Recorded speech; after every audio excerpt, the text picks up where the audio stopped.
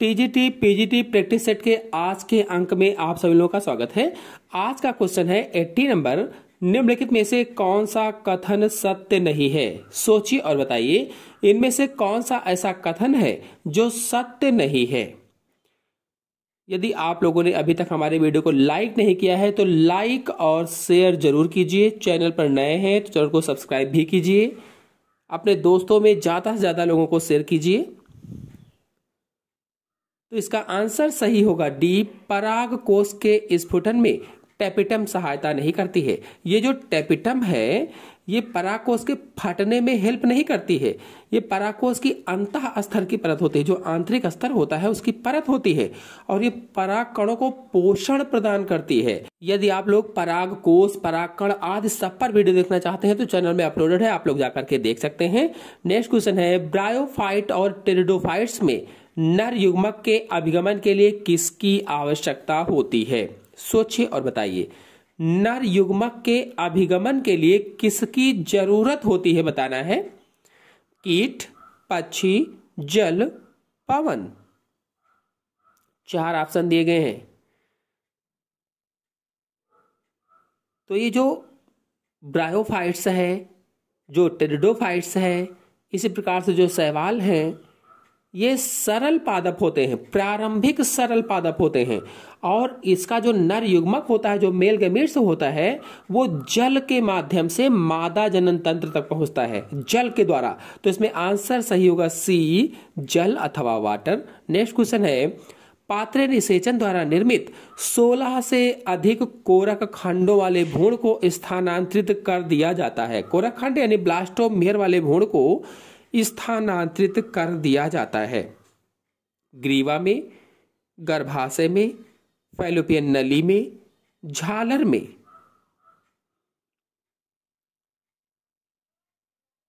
चार ऑप्शन दिए गए हैं। तो इसका आंसर सही होगा सी, फैलोपियन नली में। और फैलोपियन नली को ओविडक्ट भी कहा जाता है, ओविडक्ट। नेक्स्ट क्वेश्चन है, निम्नलिखित में से कौन सा हार्मोन निर्मोचक आईयूडी होता है?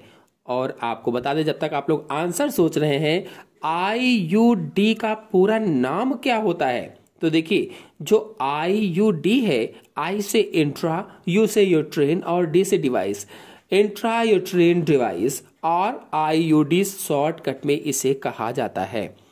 और इसमें आंसर सही होगा LNG20। जो LNG20 है ये हार्मोन स्रावित करने वाली अंतः गर्भाशयी तंत्र है। हार्मोन स्रावित करने वाला अंतः गर्भाशयी तंत्र या इंट्रायूट्रेन डिवाइस होती है, और यह निषेचन रोकने के लिए महिलाओं द्वारा यूज की जाती है। महिलाओं द्वारा यूज करने की एक उत्तम विधि है कह लीजिए। और यह गर्भाशय को प्रत्यारोपण के लिए अनुचित बना देती है और शुक्राणुओं की भक्षण क्रिया को बढ़ाती है। अगला क्वेश्चन है, नेफ्रॉन वह भाग है जो सोडियम के सक्रिय पुनः अवशोषण का कार्य करता है। 4 ऑप्शन आपके सामने दिए गए हैं। तो जो नेफ्रॉन है ये हमारी जो किडनी होती है, किडनी का एक प्रमुख भाग है। इस पर वीडियो अपलोडेड है, आप लोग जाकर के चैनल में देख सकते हैं। तो इसका आंसर सही होगा सी, निकटस्थ संवलित नलिका या प्रॉक्सिमल कन्वोल्यूटेड ट्यूब्यूल के द्वारा। और आपको बता दें, परानिस्यंदन से एकत्रित जो द्रव होता है सोडियम का 70% चयनात्मक पुनरावशोषण नलिका में ही होता है। नेक्स्ट क्वेश्चन है, पश्च पिट्यूटरी ग्रंथि वास्तविक अंतःस्रावी ग्रंथि नहीं होती है क्योंकि जो पश्च पिट्यूटरी ग्रंथि है इसको कहा गया कि वास्तविक अंतःस्रावी ग्रंथि नहीं है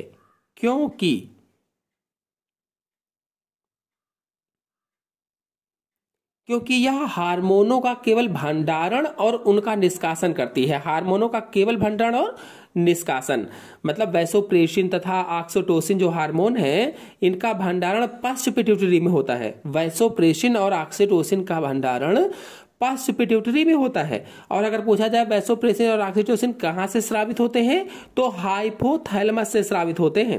और इसी प्रकार से जो हाइपोफेशियल पोर्टल तंत्र है इसका स्थानांतरण होता है, जिससे ये पश्च पिट्यूटरी में पहुंचते हैं। इसीलिए इसमें आंसर सही होगा सी, या हार्मोनों को केवल भंडारित करती है और निष्कासित करती है। नेक्स्ट क्वेश्चन है, पेशी संकुचन के दौरान क्रॉस ब्रिज क्रिया के लिए मायोसिन के सक्रिय स्थलों को उजागर करने के लिए उत्तरदायी आयन का नाम बताइए। सोचिए और बताइए कि कौन सा ऑप्शन सही होगा। पेशी संकुचन के दौरान क्रॉस ब्रिज क्रिया के लिए मायोसिन के सक्रिय स्थलों को उजागर करने वाले उत्तरदायी आयन का नाम।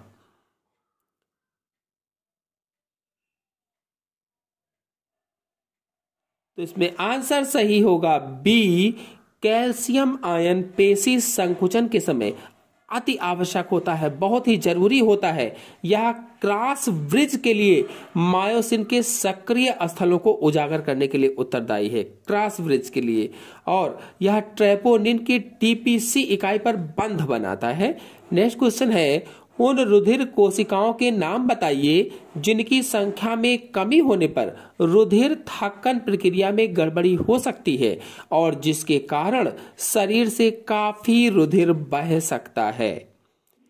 ऐसी रुधिर सेल्स का नाम बताना है जिनकी कमी होने पर रुधिर थक्कन प्रक्रिया में गड़बड़ी हो सकती है, रुधिर के जमने में गड़बड़ी हो सकती है, जिसके कारण रुधिर से काफी शरीर से काफी रुधिर बह सकता है। 4 ऑप्शन आपके सामने दिए गए हैं, सोचिए और बताइए कि कौन सा ऑप्शन सही होगा। तो ऑप्शन सही होगा इसमें से पहला, बिम्बाणु या थ्रोम्बोसाइट्स। जो बिम्बाणु है इनको थ्रोम्बोसाइट्स कहा जाता है और इनकी रुधिर में संख्या कम होने पर रुधिर स्कंदन यानी ब्लड क्लॉटिंग की प्रक्रिया में कमी हो सकती है। ऐसी स्थिति आने पर किसी कारणवश शरीर से रुधिर अगर बहता रहा तो रुधिर का थक्का नहीं बनेगा, और रुधिर का थक्का न बहने से शरीर से बहुत ज्यादा रुधिर बह जाएगा, जिससे व्यक्ति की मृत्यु तक हो सकती है। फिर नेक्स्ट क्वेश्चन है, उस पेस्टिसाइड हार्मोन का नाम बताइए जो प्रधानतया यकृताणुओं या हेपेटोसाइट और वसाणुओं या एपिडोसाइट पर प्रभाव डालता है तथा कोशिका द्वारा ग्लूकोज के अवशोषण और उसके उपयोग को बढ़ावा देता है। ऐसे हार्मोन का नाम बताना है, हेपेटोसाइट और एपिडोसाइट पर प्रभाव डालता हो और कोशिका द्वारा ग्लूकोज के अवशोषण तथा उसके उपयोग को बढ़ाता हो। 4 ऑप्शन आपके सामने दिए गए हैं, सोचिए और बताइए कि इनमें से कौन सा ऑप्शन सही होगा।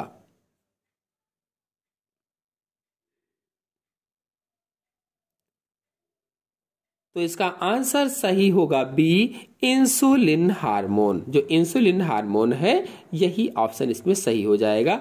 नेक्स्ट क्वेश्चन है, सीरम रुधिर से भिन्न होता है क्योंकि, सोचिए और बताइए। 4 ऑप्शन आपके सामने दिए गए हैं, कहा गया सीरम रुधिर से भिन्न होता है क्योंकि।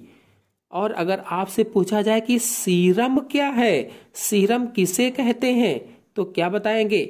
आपको बता दें, रुधिर के प्लाज्मा के सभी स्कंदनकारी कारकों को निकाल लेते हैं तो बचा हुआ द्रव सीरम कहलाता है। जो रुधिर प्लाज्मा है उसमें जितने भी स्कंदनकारी कारक होते हैं, फैक्टर होते हैं, अगर उनको निकाल लिया जाए तो जितना भी द्रव बचेगा उसे ही सीरम कहा जाता है। और इसका आंसर सही होगा डी, इसमें स्कंदन कारक नहीं होंगे। नेक्स्ट क्वेश्चन है, सांस लेने के बीच फेफड़े चिपक नहीं जाते और थोड़ी बहुत हवा फेफड़ों में सदा बनी रहती है जिससे बाहर निकाला नहीं जा सकता क्योंकि। सोचिए और बताइए। कहा गया है कि सांस लेने के बीच फेफड़े चिपक नहीं जाते हैं और थोड़ी बहुत हवा फेफड़ों में हमेशा बनी रहती है जिससे बाहर निकाला नहीं जा सकता है क्योंकि।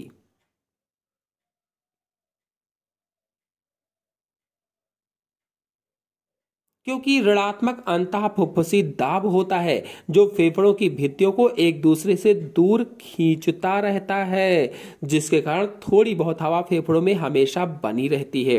नेक्स्ट क्वेश्चन है, वन्य जीव संरक्षण हेतु वह प्रथम राष्ट्रीय पार्क कौन सा है जिसकी स्थापना भारत में प्रकृति का समाकलित भाग है?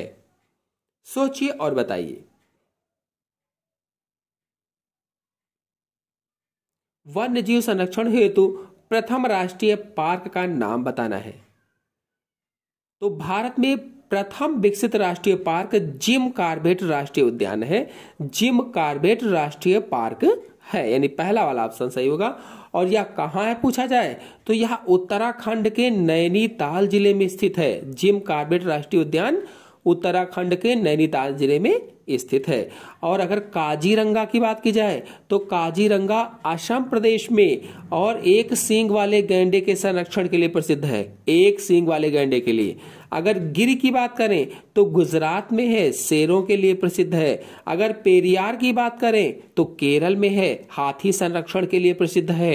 नेक्स्ट क्वेश्चन है, सर्वप्रथम पेनिसिलिन को पृथक किया गया। सोचिए और बताइए। सबसे पहले पेनिसिलिन को किसके द्वारा पृथक किया गया था?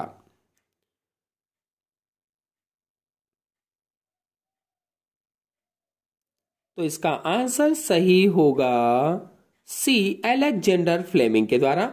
आपको बता दें कि सबसे पहले पेनिसिलिन की खोज सन 1929 ईस्वी में अलेक्जेंडर फ्लेमिंग ने की थी। 1929 में अलेक्जेंडर फ्लेमिंग ने, और इन्होंने सबसे पहले पेनिसिलियम नोटेटम ये जो कवक है और पेनिसिलियम क्राइसोजीनम जो कवक है, ये दो कवक थे, इनसे पेनिसिलिन नामक एंटीबायोटिक को पृथक किया था या अलग किया था। कौन कौन सा? पेनिसिलियम नोटेटम और क्राइसोजीनम नामक कवक से अलग किया था। किसने? तो अलेक्जेंडर फ्लेमिंग ने। नेक्स्ट क्वेश्चन है, ब्रायोफाइट्स के कुछ कैप्सूल में पाया जाने वाला सेंट्रल स्टेराइल टिश्यू है। सोचिए और बताइए। ब्रायोफाइट्स के कुछ कैप्सूल में पाया जाने वाला सेंट्रल स्टेराइल टिश्यू है, कौन सा ऑप्शन सही होगा?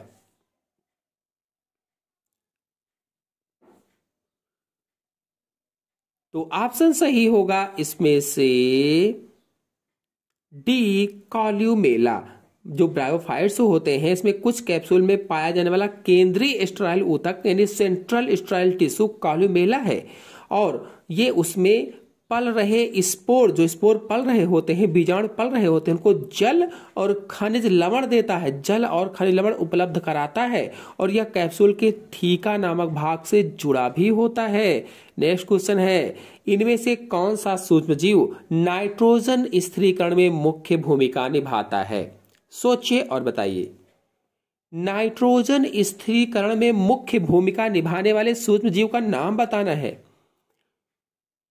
तो इसमें आंसर सही होगा पहला, राइजोबियम सूक्ष्मजीव नाइट्रोजन स्थिरीकरण में मुख्य भूमिका निभाता है और लेग्यूमिनेसी कुल के पौधों की जड़ ग्रंथियों में पाया जाता है। यानी जो लेग्यूमिनेसी कुल के पौधे होते हैं इनके जड़ में राइजोबियम नामक जीवाणु रहता है और यह जड़ ग्रंथियां बना लेता है। ग्रंथियां, यह जीवाणु मृदा में उपस्थित नाइट्रोजन को उसके यौगिकों में बदल देता है जो भूमि की उर्वरा शक्ति को बढ़ाते हैं। नेक्स्ट क्वेश्चन है, जैसे जैसे किसी वृक्ष की आयु बढ़ती है उनमें निम्नलिखित में से कौन मोटाई में तेजी से बढ़ता है? वृक्ष की जब आयु बढ़ रही है तो कौन सा भाग मोटाई में तेजी से बढ़ेगा? आंसर सही होगा इसमें से सी, अंतःकाष्ठ बढ़ेगा, हेयरवुड बढ़ेगा। वृक्ष की आयु बढ़ने के साथ साथ उसका हेयरवुड की मोटाई बढ़ती है और तने के पुरानी भाग जो होते हैं, जो केंद्रीय भाग होते हैं, टैनिन तथा कुछ अन्य पदार्थों के कारण कठोर हो जाते हैं, कड़े हो जाते हैं और द्वितीयक वृद्धि के साथ प्रतिवर्ष अंतःकाष्ठ की मात्रा बढ़ती ही जाती है। नेक्स्ट क्वेश्चन है, लघु क्लब मास प्रचलित नाम है, यानी इनमें से कौन सा ऐसा ऑप्शन है जिसको लघु क्लब मास के नाम से जाना जाता है? तो आंसर सही होगा इसमें से पहला, सिलेजनेला को लघु क्लब मास के नाम से जाना जाता है। सिलेजनेला लघु क्लब मास। और जो लाइकोपोडियम है, लाइकोपोडियम का सामान्य नाम क्लब मास होता है, क्लब मास। और जो इक्विसिटम है, इक्विसिटम का सामान्य नाम हॉर्स टेल होता है, हॉर्स टेल। और मार्सिलिया को सामान्य भाषा में जलीय फर्न कहा जाता है। याद रखेंगे, बहुत ही इंपॉर्टेंट है। लघु क्लब मास या स्पाइक मास सिलेजनेला को कहा जाता है। लाइकोपोडियम का सामान्य नाम क्लब मास होता है। इक्विसिटम का सामान्य नाम हॉर्स टेल होता है। मार्सिलिया का सामान्य नाम जलीय फर्न होता है। नेक्स्ट क्वेश्चन है, इको टाइप की धारणा सर्वप्रथम दी गई थी। इको टाइप की धारणा किसके द्वारा दी गई थी? सोचिए और बताइए कि इसमें से कौन सा ऑप्शन सही होगा।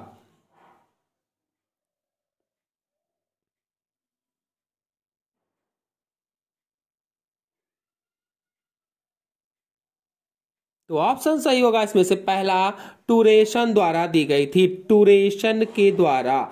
और इको टाइप एक ऐसा पारिस्थितिक तंत्र है जिसमें फिनोटिपिक अंतर बहुत कम पाया जाता है। नेक्स्ट क्वेश्चन है, पौधों में फाइटोएलेक्सिन उत्पन्न होते हैं। चार ऑप्शन आपके सामने दिए गए हैं। पौधों में फाइटोएलेक्सिन उत्पन्न होते हैं। सोचिए और बताइए।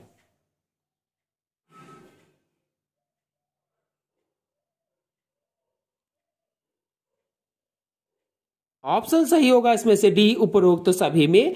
नेक्स्ट क्वेश्चन है, ग्रेमिनी कुल का पुष्प क्रम है। ग्रेमिनी कुल का पुष्प क्रम बताना है।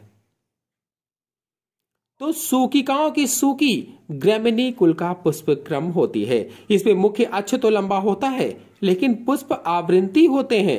आवृत्ति जैसे प्याज है, चिड़चिटा है। और जब छोटे छोटे स्पाइक मिलकर एक बड़ा स्पाइक बनाते हैं तो स्पाइकिका कहलाता है, स्पाइकिका, जैसे गेहूं में। आशा है आप सभी लोगों को वीडियो पसंद आया होगा। पसंद आया हो तो वीडियो को लाइक और शेयर कीजिए।